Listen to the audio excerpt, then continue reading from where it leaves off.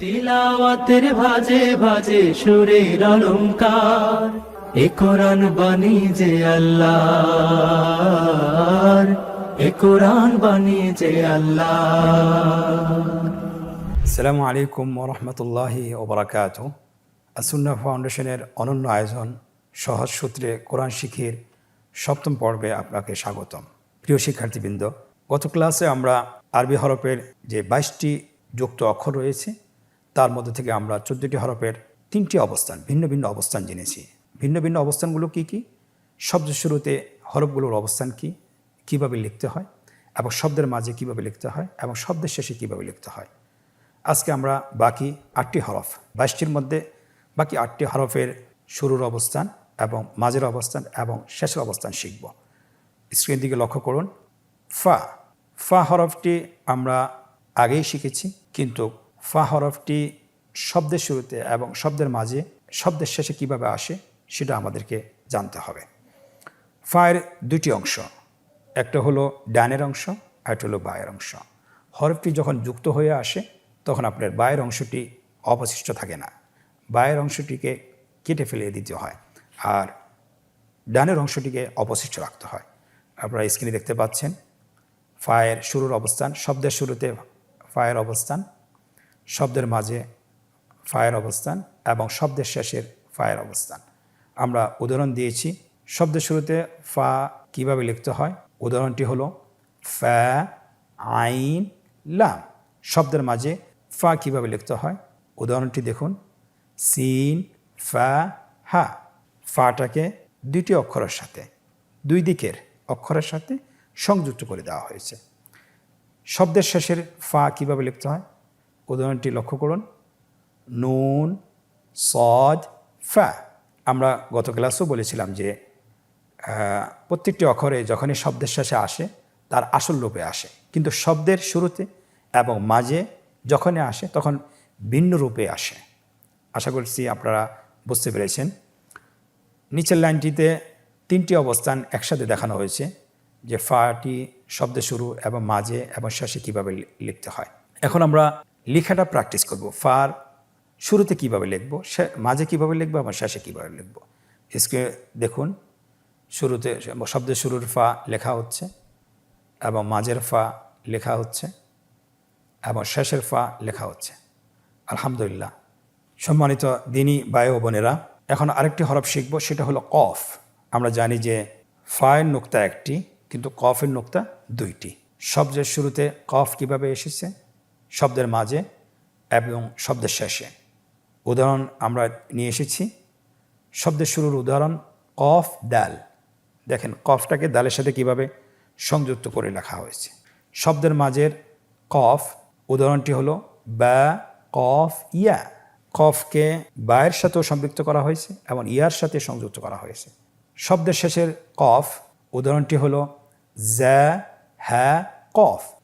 শেষের লাইনে 3টি অবস্থানকে একসাথে দেখানো হয়েছে, দেখুন কফ কফ কফ। আলহামদুলিল্লাহ, খুব সহজ।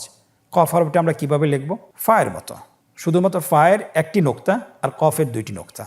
শব্দের শুরুতে কফ লেখা হচ্ছে, শব্দের মাঝে কফ লেখা হচ্ছে এবং শব্দের শেষে কফ লেখা হচ্ছে। আলহামদুলিল্লাহ, সম্পন্ন হয়েছে।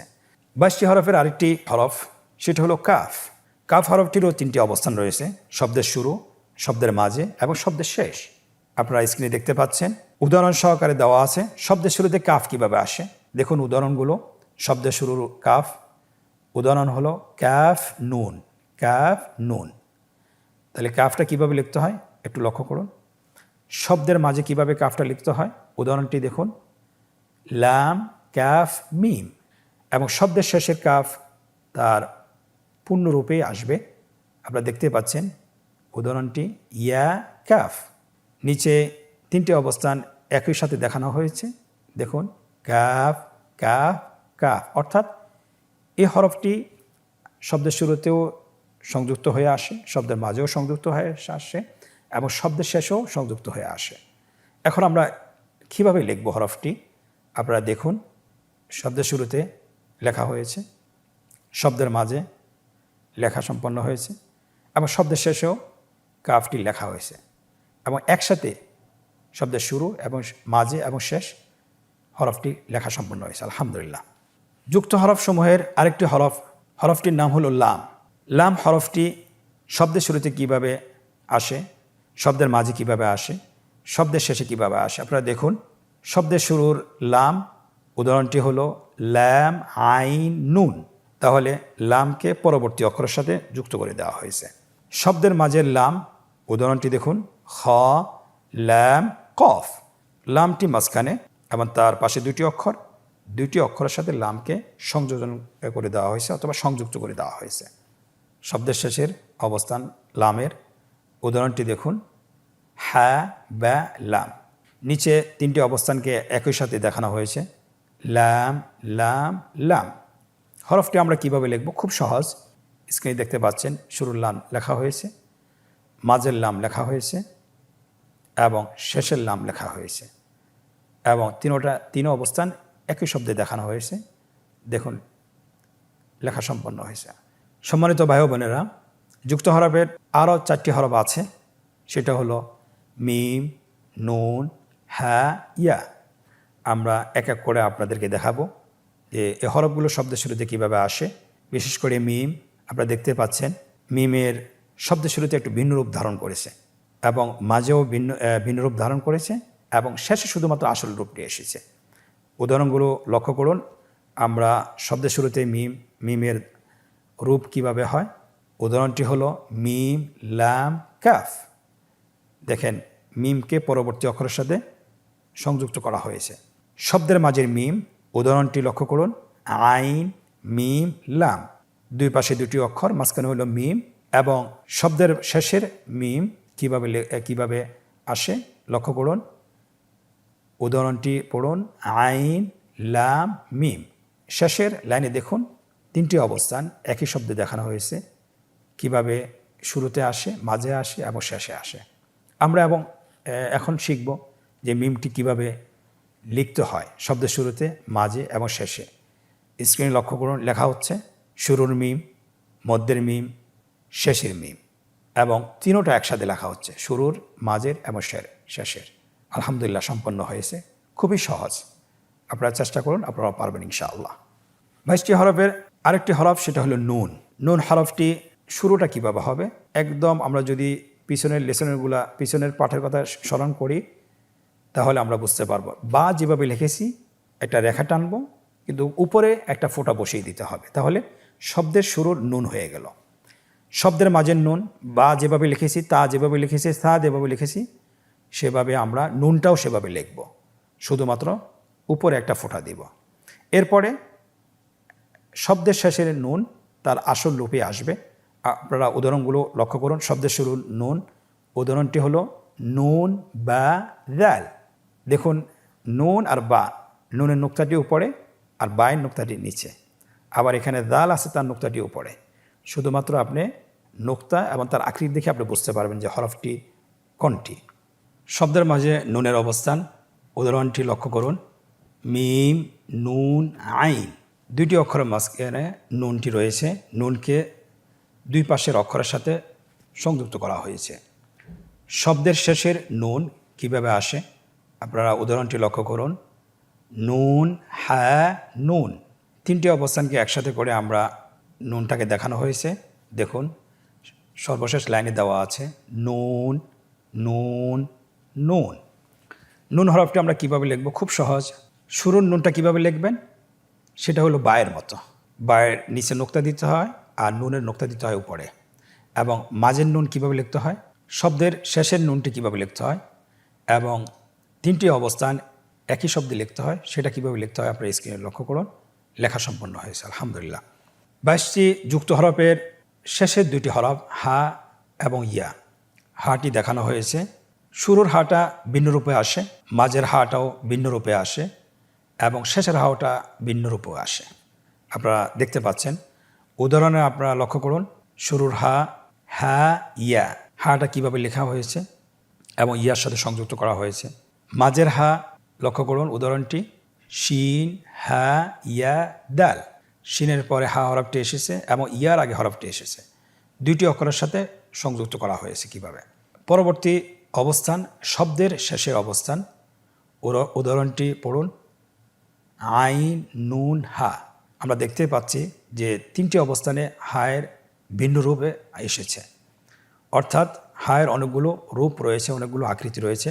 আমরা যখন ইনশাআল্লাহ শব্দগুলো প্র্যাকটিস করব অথবা কোরআন যখন পড়ব, তখন আমরা প্রত্যেকটি রূপেই চিনব এবং আত্মস্থ করতে পারবো ইনশাআল্লাহ।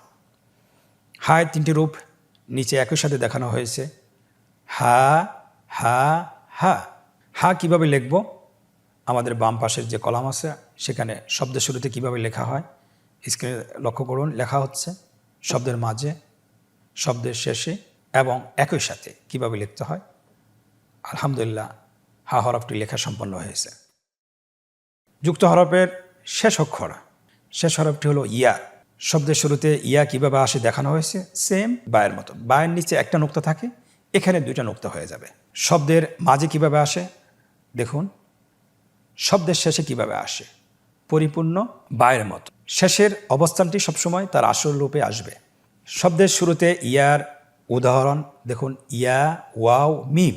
ইয়াটাকে ওয়াওর সাথে সংযুক্ত করা হয়েছে। শব্দের মাঝের উদাহরণ বা, ইয়া, আইন।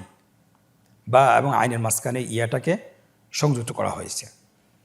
শব্দের শেষের ইয়া উদাহরণটি লক্ষ্য করুন, ওয়াও, লাম, ইয়া। কিভাবে ইয়াটাকে লামের সাথে সংযুক্ত করা হয়েছে এবং একসাথে কিভাবে সংযুক্ত করা হয় দেখুন, ইয়া, ইয়া, ইয়া। শুরুর ইয়া এবং মাঝের ইয়া এবং শেষের ইয়া। ইয়া হরফটি আমরা কিভাবে লিখব আমরা আগেও শিখেছি। এখন আমরা আমাদেরকে শব্দের মাঝে কিভাবে লিখতে হয় অথবা শুরুতে কিভাবে লিখতে হয়, শেষে কিভাবে লিখতে হয় সেটা আমরা দেখাচ্ছি। স্ক্রিনে লক্ষ্য করুন, শব্দের শুরুর ইয়া লেখা হচ্ছে, শব্দের মাঝের ইয়া, শব্দের শেষের ইয়া এবং একত্রে 3টা ইয়া লেখা সম্পন্ন হয়েছে। আলহামদুলিল্লাহ। প্রিয় শিক্ষার্থীবৃন্দ, আমরা এখন একটি নতুন পর্বে প্রবেশ করব, একটি মজার পর্ব, আনন্দদায়ক পর্ব।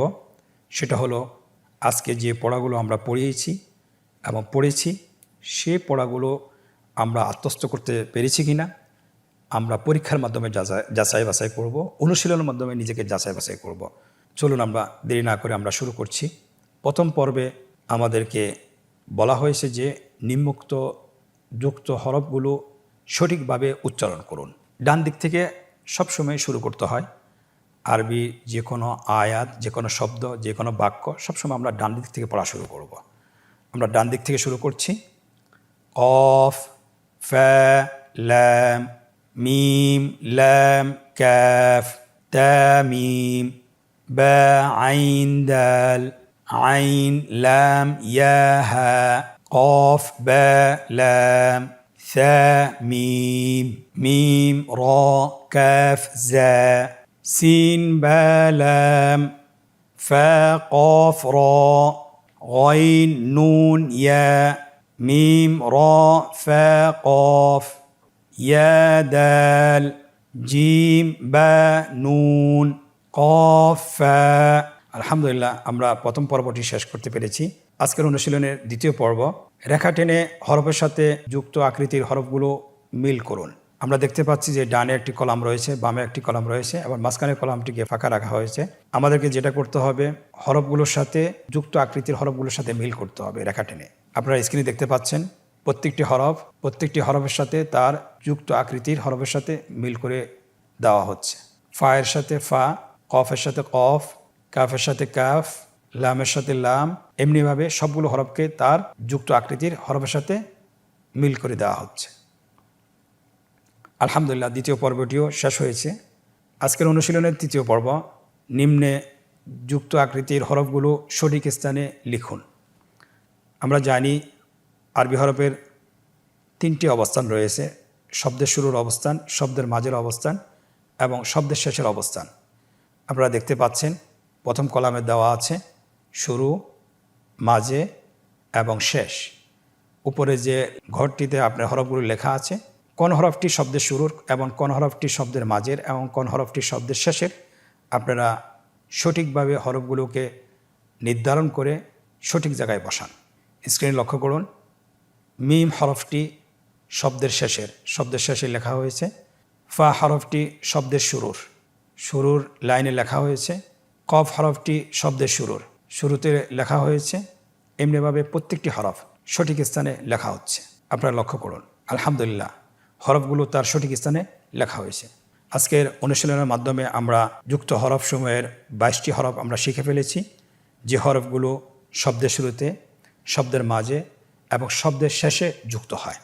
আলহামদুলিল্লাহ আমরা যদি বেশি বেশি করে অনুশীলন করতে পারি, আশা করি আমাদের হরফ চিনার ক্ষেত্রে কোনো ধরনের ভুল হবে না, এবং আমরা হরফ চিনার ক্ষেত্রে যদি ভুল না করি তাহলে আমরা কোরআনিক শব্দগুলো সঠিকভাবে উচ্চারণ সহকারে আমরা পড়তে পারবো বিইذনিল্লাহি তাআলা। এই জন্য অবসর সময়, বিশেষ করে বাড়িতে যখন আপনি অবসরে থাকেন, 10 থেকে 20 মিনিট আপনি নিজে নিজে অনুশীলন করুন। আল্লাহ সুবহানাহু ওয়া তাআলা আমাদেরকে তৌফিক দান করুন। সপ্তম পর্ব থেকে আজকে বিদায় নিচ্ছি। পরবর্তী পর্বতে আবারও দেখা হবে ইনশাআল্লাহ। জাযাকুমুল্লাহ খায়ের। ওয়াসসালামু আলাইকুম ওয়া রাহমাতুল্লাহি ওয়া বারাকাতুহু। আসুন্নাহ ফাউন্ডেশন, উম্মার স্বার্থে সুন্নাহর সাথে।